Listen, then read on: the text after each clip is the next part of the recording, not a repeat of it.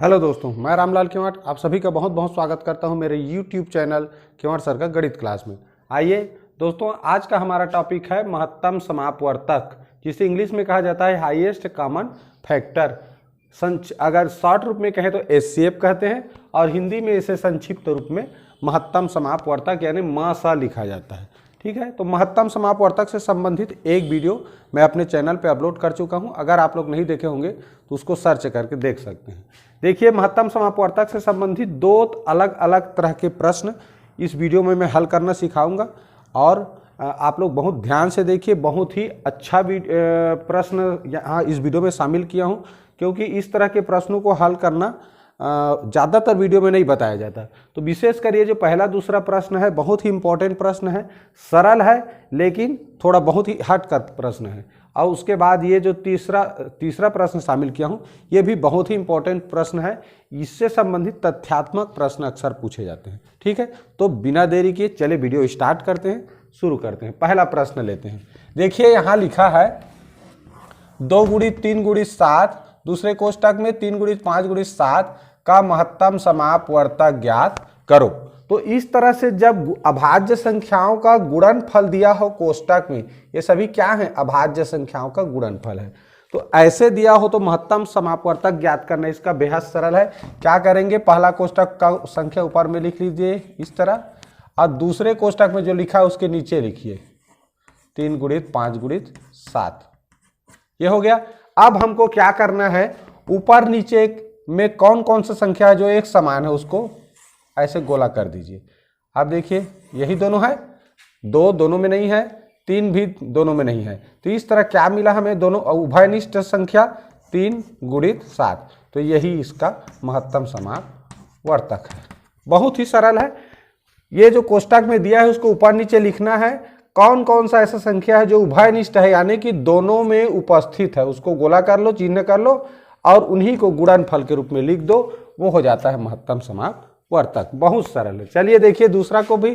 दूसरा प्रश्न में हमारे पास 3 कोष्टक में देखिए अभाज्य संख्या गुणनफल के रूप में दिया हो, उसको भी यही करना है। क्या करेंगे, देखिए पहला कोष्टक में लिखा है 2 × 3 × 5, दूसरे कोष्टक में क्या लिखा है 2 × 3 × 5 × 7, तीसरा कोष्टक में देखिए 2 × 3 × 5 × 7 × 11, इस तरह लिखा हुआ है। अब हमें देखना है यहाँ 3 कोष्टक में लिखा है तो तीनों में कौन सा संख्या है, यानी कौन सा अभाज्य संख्या है जो तीनों में उपस्थित है। देखिए 2 तीनों में उपस्थित है, 3 भी तीनों में उपस्थित है, ये 5 भी तीनों में है और ये 7 2 में है, केवल इसमें नहीं है। तो तीनों में 3 कोष्टक दिया है तो तीनों में उपस्थित रहना चाहिए। उन संख्या को गोला कर दिए, कौन कौन सा संख्या मिला, 2 मिला, गुणित 3 × 5। तो ये हो गया इस प्रश्न का महत्तम समापवर्तक। ठीक, बहुत आसान है, इनको लिखना है ऊपर नीचे। असमान संख्या को जो तीनों में, 3 कोष्टक है तो तीनों में होना चाहिए, 2 है तो दोनों में होना चाहिए, उनको छांट करके गुणनफल के रूप में लिख दो, वो हो जाता है उसका महत्तम समापवर्तक। ठीक है, बहुत सरल है। आशा है आप लोगों को समझ आ गया होगा। चलिए नेक्स्ट क्वेश्चन देखते हैं, क्वेश्चन नंबर 3। ये भी बहुत इंपॉर्टेंट है। जैसे यहाँ लिखा है क्रमागत या लगातार, जैसे कि प्राकृत संख्या लिखें, प्राकृत या सम और विषम अभाज्य, ये 3 तरह के संख्याओं को जब क्रमागत रूप में लिखा हो तो उनका महत्तम समापवर्तक कैसे ज्ञात किया जाता है ये मैं यहाँ पर बताऊंगा। देखिए, क्रमागत का मतलब क्या होता है, क्रम से, शुरू से। तो 1 2 3 या ये प्रथम क्रमागत संख्या है, और यहाँ से मैं अगर कहूँ 10 से शुरू कर दूँ, 10 11 12, तो ये सब क्या है, क्रमागत प्राकृत संख्या है। ठीक, सम में कहें तो 2 प्रथम क्रमागत लिखा रहेगा, अगर प्रथम सम क्रमागत तो ये 2 4 6 आएगा। लेकिन केवल क्रमागत सम संख्या लिखा हो तो वहाँ पर हम कहीं से भी शुरू कर सकते हैं। जैसे 68 से मैं 68 70 72, ये हो गया क्रमागत सम संख्या। लेकिन प्रथम क्रमागत सम संख्या लिखा हो, प्रथम यानी शुरू से, तो शुरू कहाँ होता है सम संख्या, 2 से शुरू होता है। ये प्रथम क्रमागत सम संख्या है, ये क्रमागत सम संख्या है। उसी तरह ये प्रथम क्रमागत प्राकृत संख्या है, ये केवल क्रमागत प्राकृत संख्या है। ठीक, इस चीज को ध्यान देना है। क्रमागत और प्रथम क्रमागत में दोनों में अंतर है। प्रथम क्रमागत पूछेगा तो शुरू से लिखना है, ठीक, और क्रमागत खाली कहे तो ये भी है और ये भी है, दोनों को कह सकते हैं। विषम में देखो प्रथम अगर लिखा रहे तो इस तरह ये प्रथम क्रमागत विषम संख्याएं हैं। अगर खाली क्रमागत विषम संख्या लिखा है तो हम कहीं कुछ भी लिख सकते हैं। जैसे मान लो 7 से लिखना है तो 7 के बाद 9 आता है, 9 के बाद 11 आता है, ये क्रमागत विषम संख्या हुआ। अभाज्य संख्या कहे प्रथम अगर पूछा जाए तो इस तरह हो जाएगा, 2 से शुरू होता है, 2 3 5 7 11, ये क्या है, क्रमागत अभाज्य संख्या है। तो इन संख्याओं का जो महत्तम समापवर्तक है वो उसको याद रख लो, बहुत ही सरल है। प्राकृत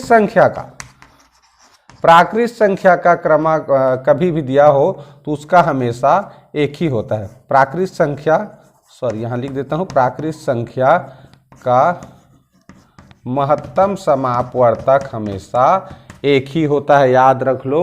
तो क्रमागत प्राकृत संख्या लिखा है, चाहे प्रथम क्रमागत लिखा हो या बीच का कोई संख्या लिखा हो, उसका जो महत्तम समापवर्तक है हमेशा एक होता है। उसी तरह अगर विषम लिखा है, विषम क्रमागत विषम संख्या लिखा है तो विषम संख्या का लिखा है क्रमागत, याद रखें यहाँ क्रमागत रहेगा, यानी लगातार आने वाला क्रमागत, ठीक, तो वो भी हमेशा एक ही होता है। महत्तम समापवर्तक क्या होता है, हमेशा एक ही होता है, ठीक। उसी तरह अभाज्य संख्या का भी, तो अभाज्य संख्या अगर क्रमागत लिखा है तो उसका भी महत्तम समापवर्तक हमेशा एक होता है।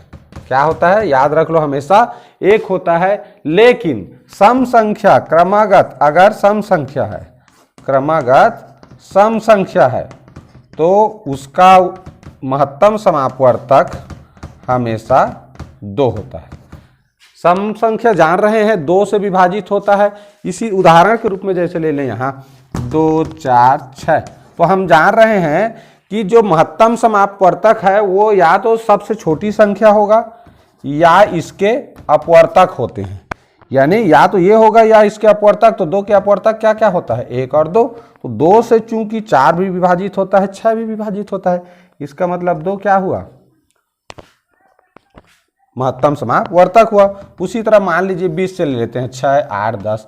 अब इसमें देखिए तो सबसे छोटी संख्या क्या है, 6, 6 का अपवर्तक लिख लो, 1 2 3 और ये हो गया 6। तो देखिए 6 से विभाजित नहीं हो रहा है, 3 से भी नहीं हो रहा है, 2 से सभी हो रहे हैं। तो इसका मतलब क्या हुआ कि क्रमागत यानी लगातार सम संख्या दिया हो तो उसका जो महत्तम समापवर्तक है वो हमेशा 2 ही होता है। अब बाकी जितने प्राकृत संख्या दिया है क्रमागत या विषम संख्या दिया है या अभाज्य संख्या, तो उनका जो महत्तम समापवर्तक है वो हमेशा 1 होता है। तो ध्यान देने वाली बात क्या है, केवल अलग से सम संख्या का। और सम संख्या को जान रहे हैं हम लोग, हम उसे सम संख्या कहते हैं जो 2 से पूर्णतः विभाजित हो। इसी से भी याद किया जा सकता है कि लगातार क्रम सम संख्याओं का महत्तम समापवर्तक 2 होता है और बाकी जो सम विषम अभाज्य बच गया उनका महत्तम समापवर्तक 1 होता है। आशा है आप लोगों को यह वीडियो अच्छा लगा होगा। अगर मेरे चैनल में नए हैं तो मेरे चैनल को सब्सक्राइब जरूर कर लीजिए और जो कुछ भी इसमें कमी लगा हो तो उसको कमेंट के माध्यम से पूछ सकते हैं। पूरा वीडियो देखने के लिए बहुत बहुत धन्यवाद।